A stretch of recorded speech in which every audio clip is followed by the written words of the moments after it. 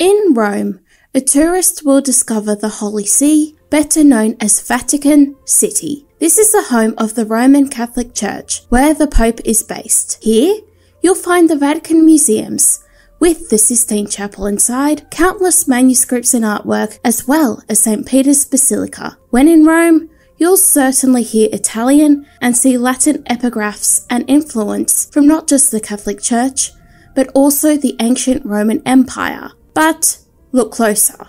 The Catholic Church certainly has a linguistic connection to Latin and Italian, but within the Holy See, you'll uncover many polyglots and language students. The Pope himself may speak several languages, with Pope John Paul II having known English, Ukrainian, Esperanto, German, Portuguese, Polish and French. The list goes on. This versatility with languages is not just for the pontifex either. Many priests are well skilled in multiple languages, and the primary sources in the Vatican archives truly cover nearly everything. Because of course they do. The word Catholic comes from the Greek, Katholikos, which means universal or whole. Being an internationally minded religion requires knowledge of various languages, cultures, and peoples. In many ways, we can better understand the Catholic Church through this linguistic diversity. Language has always been crucial to religion. It is through language and studying it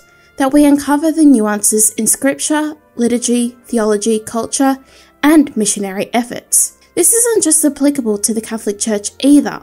We can also understand the role language has played in forming, shaping, and nurturing every religion in the world, whether Zoroastrianism or Islam. This video aims to illuminate the various ways in which language matters to religion. I draw on ancient, medieval, and modern traditions and scriptures. Overall, I want us to appreciate language as a shaping force in not just spirituality and faith, but in our whole lives. I'm Madeline Rose Jones, and I study history, literature, and culture. Welcome to Snowy Fictions. We begin with scripture and sacred religious text. While not every religion necessarily has scripture or sacred texts, we can certainly understand their importance in at least Islam, Judaism, and Christianity. It is scripture and sacred texts which influence and shape many religions. Take Islam, where the Quran is not only a sacred scripture, but Muslims believe is a final revelation by God. Interestingly, the Arabic characteristics of the Quran have trickled down into Islamic calligraphy, art, architecture, theology, and culture. It is Arabic, which has influenced other languages like Spanish, Turkish, Maltese, and Persian. In the case of Turkish, it is not necessarily the Turkish spoken today, but the Ottoman Turkish script prior to Ataturk in the 20th century. The languages of scripture and sacred religious texts can also signify a certain prestige or power over a religious community. A rabbi or Jewish scholar can certainly brag about knowing biblical Hebrew, just as a Christian can take pride in knowing New Testament Greek. But it isn't just the ancient and medieval sacred texts though. Many religions have sacred texts composed in the last 500 years. I am thinking of Mormonism, namely the Book of Mormon, as well as the Pearl of the Great Price. This is truly fascinating and controversial territory. Joseph Smith composed the Book of Mormon in English, but it is believed by Mormons to carry translations and archaeology from the ancient Near East, particularly Egypt. This is a simplification, so keep that in mind. But the linguistic nature of Mormonism tells us critical facts about the religion. For one, the importance of America and the Anglophone world is expressed through Joseph Smith being an English speaker. But the references to the so-called Old World, the past of Native Americans, as well as the claimed translations of Egyptians reflect many critical parts of religion, such as place, time, and claims to heritage. Sacred texts are a form of communication between the divine and the human. This is written, but in the case of Mormonism and Islam, we have an important notion of what languages God spoke in and whether these prophets understood them. This reminds me of some controversies in Catholic France, especially involving Saint Bernadette of Lourdes. Knowing Occitan, not French, meant the apparitions of Virgin Mary caused disbelief among the French-speaking elites in our time, as Mary spoke to her in Bernadette's dialect. From this, we can conclude language as not only critical to scripture, but the way religions express and manifest themselves. Languages, like religions, also evolve and change over time. A Muslim scholar trying to read the Quran will have to take note of the differences between, say, modern Standard Arabic and Quranic Arabic. This is also true for Greek and Christianity, as the Koine form differs from the other times of Greek, such as Attic, Byzantine, or modern. Having a keen eye for dialects and local details is also important. We now move on to the liturgical and ritual aspects of religion, like prayer, mass, readings of sacred text, offerings, and other actions. What's great about liturgy and ritual for this video is how communal they often are. The average Christian mass will feature the priest as well as the clergy, a sermon, reciting verses, the gospel, prayers, and at times, music. All of these have linguistic foundations, with the sermon typically being in the dominant language of the clergy. In some cities, such as Sydney where I live, it's not uncommon to see Catholic masses offered in Tagalog, Vietnamese, Chinese, and Korean. As the language environment of an area evolves, so does the religion and the expression of it. But there's another fascinating aspect of religions in liturgy and ritual, and that is actually religion molding the languages of an area. Old Church Slavonic has clearly shaped Bulgarian and Macedonian. In England, many of our best sources for Anglo-Saxon or Old English come from liturgical and Christian writings, which cover prayers, martyr stories, and biblical verses. Despite Mass and liturgy being typically spoken, there is a strong emphasis on written sources. Music is also an interesting case. The song lyrics and the language sung in may be from a particular liturgical language or a language associated with Christian history. Music, like languages, are indicative of culture and therefore ethnicity. The medieval ballad Corpus Christi is presumably dated to the late medieval England, and scholars have speculated the many references to the Fisher King, Arthurian legend, Christmas, and English history.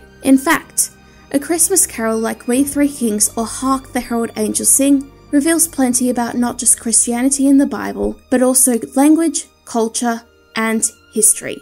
If there is one point I want to stress here, it's that religions, and therefore languages, cannot be fully divorced from ethnicity or culture. For myself, I find liturgies and rituals to sizzle with languages, emphasis on the plural. Which brings us to the next aspect of language and religion, culture. This covers art and literature, but also the methods a faith community interacts with one another, as well as the wider world. In the Near East, there are numerous Christian communities such as Coptic, from Egypt, or the Assyrians who today have very special ties with particular languages like Aramaic and Syriac. But being part of the Middle East and North Africa means being immersed into Arabic as well as Islamic culture. Here, Syriac for the Assyrians, as well as Aramaic to some extent, is not just a matter of preservation or history, but also identity and connection with God. The linguistic diversity of contemporary religion ties well into translation. The best historical example of this actually comes from the Middle Ages, namely Baghdad, where Islamic scholars copied and studied texts from many pre-modern languages. The West has mirrored this too, with exceptional universities and religious institutes studying languages all around the world. But what about communities within a community? Cultural history has always concerned itself with the way communities grow, develop, and fall. No cultural artifact is ever produced in isolation. It's possible for communities to influence one another, and such is the case for medieval religion. The Jews in Central Europe produced fantastic medieval manuscripts in Yiddish and Hebrew, which bear close similarities with the painted pages seen in Christendom. The Rabbi Maimonides, a Jew from North Africa and southern Spain, came from a culture suffering great pressure to convert to Islam. The interactions between language, culture, and religion, therefore, can also illuminate plenty about the history and experiences of persecution. Culture can also provide variations on sole religion or expressions of it. This is certainly true for Buddhism, where Tibetan Buddhism differs from the types in India or other Southern Asian countries. To be clear, these differences are not always theological. Rather, it is the experience and expression of a religion that varies from place to place. Being a Buddhist and living a Buddhist life will always mean something different in a Buddhist majority country than one with a Muslim or a Christian majority. Historical processes of syncretism, industrialization, and colonialization will also shape these differences. Also, language and culture do not magically disappear when a religion has adherents from multiple ethnicities, and nor do our inclinations towards debate and discussion, which brings us on to theology, the study of God, and the careful analysis of religious belief and God's nature. Theology can be found in ancient, medieval, and modern history, and while there are some nuanced differences, theology is also close to philosophy, the pursuit of knowledge, existence, and reality. The important takeaway being, theology comes from the pursuit and dedication to knowledge. Where language comes in is how this knowledge is expressed, interpreted, and shaped. Theology is often written in a particular language, with Latin and Greek being prominent in antiquity, the Middle Ages, and early modern period. St. Thomas Aquinas' Summa Theologia was composed in Latin, and today we can find translations of it in a variety of languages. Beyond topics of translation, language is critical to theology because it gives shape to particular ideas and experiences. Here, we must pivot into linguistics, namely semiotics, tone, word order, and syntax, to name a few. When writing theology, the author will make decisions on how to explain, express, and endorse certain concepts and present arguments for them. This will mean the application of rhetorical devices. Interestingly, language can also infer genre. Whilst most theological texts are non-fiction, we have a few examples of theologians using fiction or novelists making theological commentary. The best example is Dostoevsky, especially the brothers Karamazov and Demons, but we also have Marilynne Robinson, a progressive Calvinist from the United States. Here, language isn't just about the languages we speak and write in, but the ways in which theologians flavor and shape their ideas. Linguists and literary scholars have always concerned themselves with the role language plays in communication. For theology and language, we can also consider the filmmaking by Martin Scorsese and Andrei Tarkovsky as communications of theology too. At the core of religion and language, in my view, is communications. Perhaps we can view religion as communication between the human and the divine. For the final point about language and religion, our attention turns to missionary efforts. These are the planned and hopeful evangelicization of a certain people and or land. Missionaries today do a variety of tasks, like building churches, conducting charity, outreach, education, and agriculture. Some missionary efforts are focused entirely on creating converts, whereas others are more driven by charity and nurturing pre-existing Christian communities. Returning to Mormonism, these missionaries are quite well known for their linguistic skills and ability to navigate intercultural environments. I recall reading once about how a Mormon missionary ended up becoming quite senior in a marketing department because of the resilience and strength he gained from his time abroad. As we can gather, missionary work values not only foreign language skills, but also adaptiveness. Missionaries are quite critical to early modern and global history, especially in Asia